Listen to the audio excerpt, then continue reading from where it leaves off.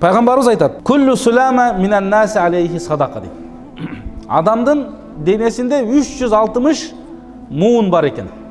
Şu әрбір муын есептей тұрған болсақ, бұл пайғамбарымыздың хадисінде келеді. Başka bir hadisinde Peygamberimiz айтады: "Fil insani sittuna wa sulusimiya mafsal" дейді. Адамдың денесінде 360 муын бар дейді. Мына ушул адамдың денесі, бутундағы, қолындағы әрбір екі сөйек уланып тұрып, қимылдаған жерлерді муын деп айтады екен. Ошончо муын бар дейді. Бұл екі хадисте келеді. Эми күлле яумин татлу фихи шамсу та'дил байнал иснейн. Ушул биздин Алла Таала чын ден соолук берип, ушундай дагы ниматты берип, ден соолукту берип, ушундай иманды, исламды бергенден кийин биздин денебиздеги ошол 360 муундун садакасын берип турушубуз керек экен. Садакасын берип турушубуз керек экен. Анан айтат пайгамбарыбыз: "Эгер сен эки адамдын ортосын жараштырып койсоң, ошол садаканы берген болосуң" дейт. Элдештирип койсоң. "Ва ту'ину ар-раджула фи дабатихи фатахмилуху алейха ау тарфа лаху матааху садакатун."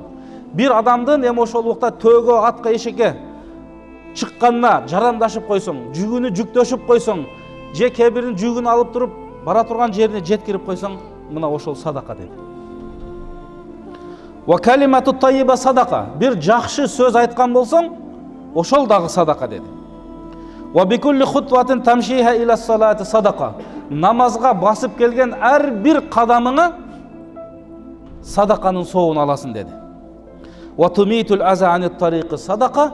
Жана егер жолдо бактын шактары, же таштар, же бирдемкелер адамдарга өткөнүнө, кеткенине зыян берип атса, ошону жерден адамдарга зыян бербесин деп алып койгон болсоң, мына ошол садака dedi. Көрдүңүздөр, денебизге Алла Тааланын да рахматы, мерими да ушул муундардын садакасыны ушинтип деле берип койсок болот экен. Экинчи имам Ахмад рывай аткан хадисте эле ушундай келет. Пайгамбарыбыз айтат: "Адамдын денесинде 360 муун бар" dedi. Ошондуктан fa alayhi ay yatasaddaqa an kulli mafsalin minha sadaqa. Ошондан денебиздеги 360 муундун ар бирине садака бериш керек dedi пайгамбарыбыз. Ошондо ушинтип айтты да 360 деп сахабалар пайгамбарыбыздан сурашты: "О Алланын элчиси, ким бунчалык соопту кыла алат" dedi. "Маниллази ютиq" dedi. Кимдин күчү жетет?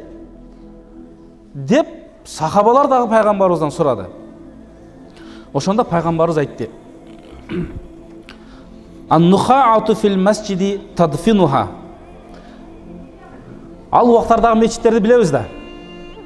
Ушундай эле дуалдан курулган, пальма дарактарынан жабылган, мондай немелер болгон эмес, топурактын, кумдун үстүндө эле баягы камыштарды немелерди салып коюп окушкан.